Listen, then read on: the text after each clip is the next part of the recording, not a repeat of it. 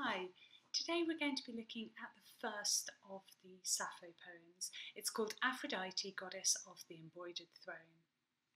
Before we start reading the poem, you'll notice that I have written over at the side here the main themes that are relevant to the poetry that we're going to be analysing. These are love and desire, sex, marriage, society and values, men and women, use of mythology and use of humour. Now, of course, not all of these will be relevant to every single poem, but it's worth keeping them in mind as we read, thinking about which of these themes are relevant and what it is that Sappho is telling us about each different thing. Okay, let's have a look at this poem, which is going to be our introduction to Sappho. We'll get a sense of who she is as a poet and what messages she's trying to get across in her poetry. So the first stanza then. Aphrodite, goddess of the embroidered throne, daughter of Zeus, weaver of wiles, queen, I beg you, do not overpower my heart with anguish, with affliction, but come here to me if you ever came before. So you can see our poem then starts off with a prayer to the goddess Aphrodite, the goddess of love and beauty. So our narrator of this poem, Sappho, is trying to ask Aphrodite for a favour, so we can already guess that this is going to be involved with love and with beauty.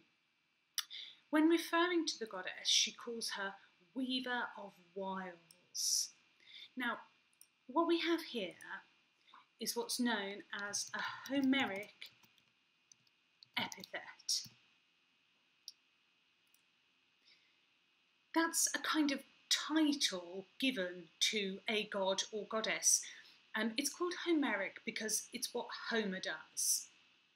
Homer is the biggest mythological influence on Sappho, and references to him can be found throughout so many of her poems.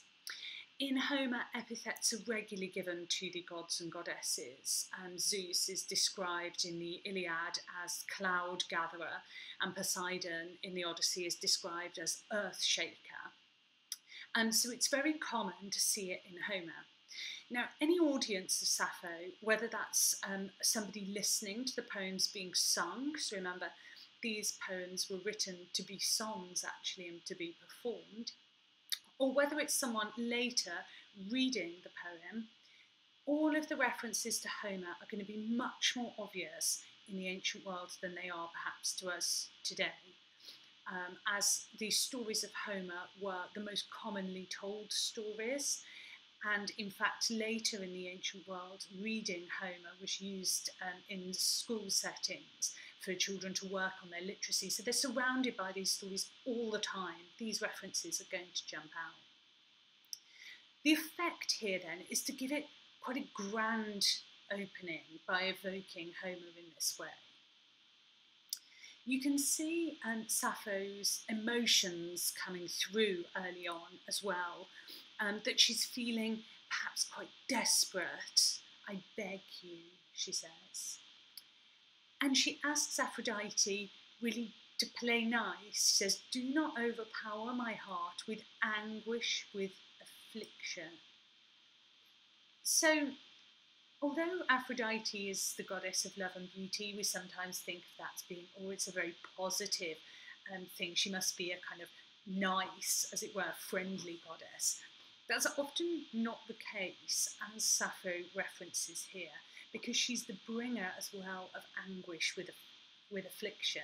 She can also work against you as well as with you, and can bring things like unrequited love, which causes so much pain. But Sappho is asking her to come in her best form to help her. She continues speaking to Aphrodite. If you ever heard my voice before, from far away and came at my request, leaving your father's golden chambers, yoking your chariot, swift, beautiful sparrows, their close-packed wings whirling across the dark earth, brought you from the heavens, down through the spreading sky, quickly they came.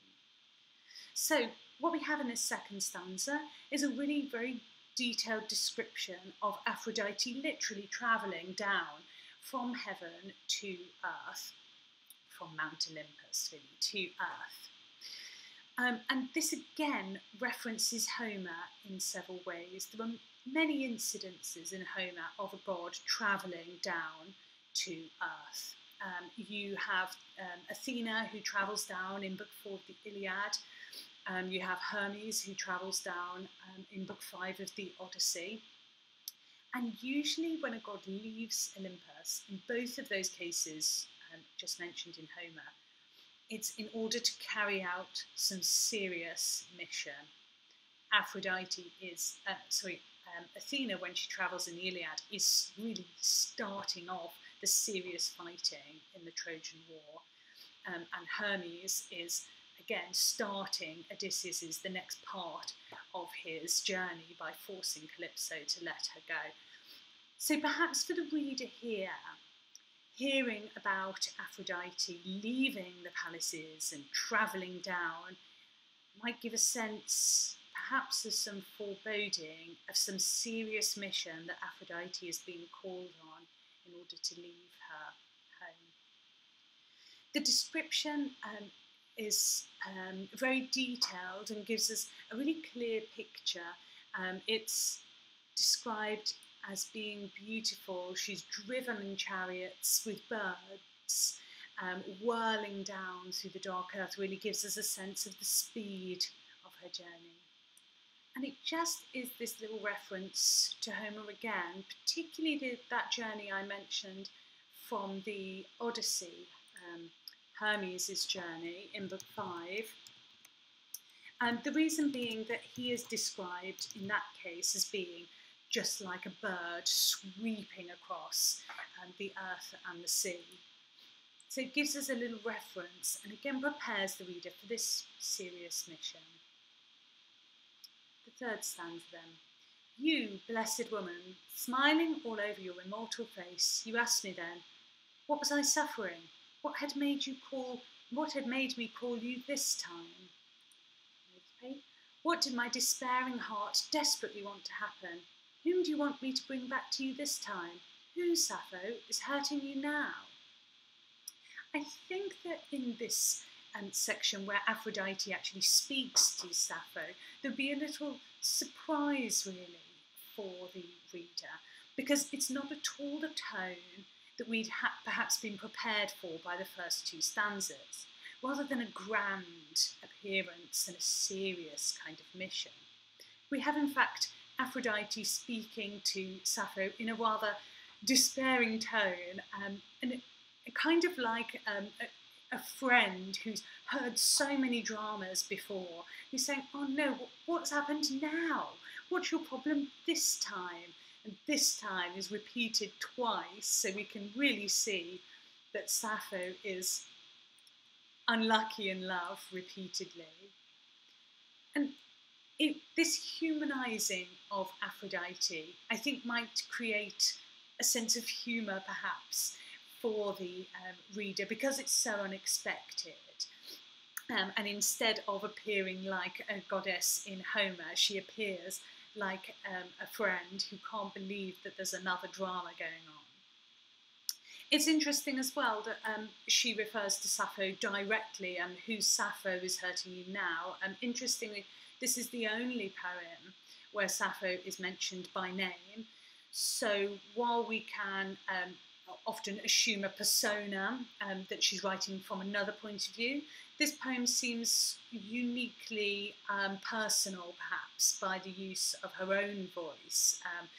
Maybe we can read into this a clearer kind of picture of her own feelings than we can in some of her other poems. We get direct speech then from Aphrodite. If she runs from you, soon she will pursue. If she does not accept gifts now, soon she will be giving them. If she does not love you now, she will love you soon, even if she does not want to. So, important to point out here, the Greek leaves us in no doubt with the female pronoun here, the feminine pronoun. that what we're talking about in this poem is clearly homoerotic love. That is the love between two women, because Sappho is mentioned, and we know Sappho is a woman, and Aphrodite talking about the love interest is again talking about a woman. And so this would be interesting for our theme on love and desire, because Sappho is talking about a different type of love to that which we'll see in our other poet, Ovid. He focuses solely on heterosexual love, but Sappho has perhaps some broader coverage of the theme, really.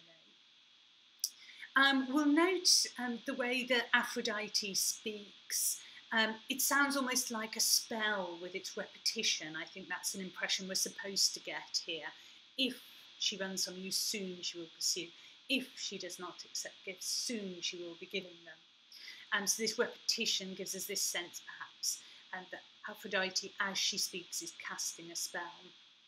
And note the ending to what she says here.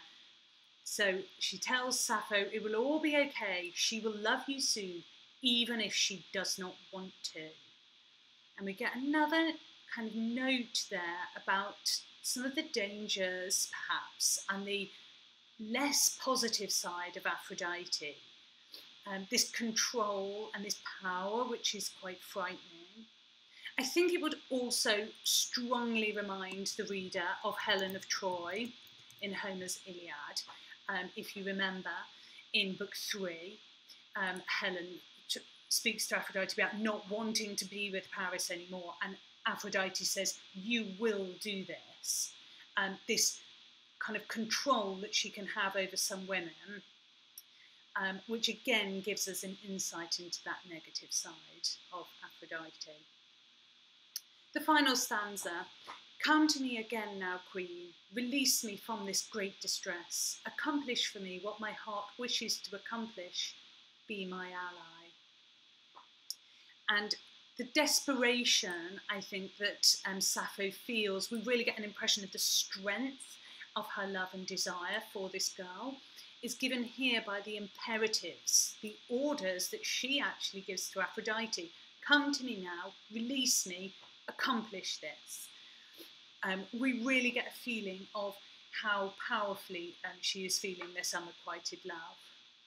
And this is an interesting word used right at the end here, be my ally. I'm just going to give you the Greek word, which is sumakos. The reason why that is interesting is because it's a word used often by Homer, another Homeric reference, and you can see that's a major use of mythology in this poem. Sumakos is used by Homer to mean an ally on the battlefield.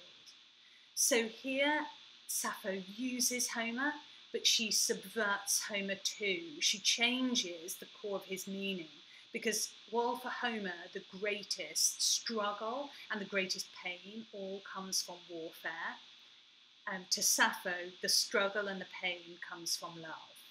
And here we see a major theme throughout Sappho's poetry, that love is a battlefield, love is a struggle, and she calls on Aphrodite to act as a sumakos, as her ally in the fight.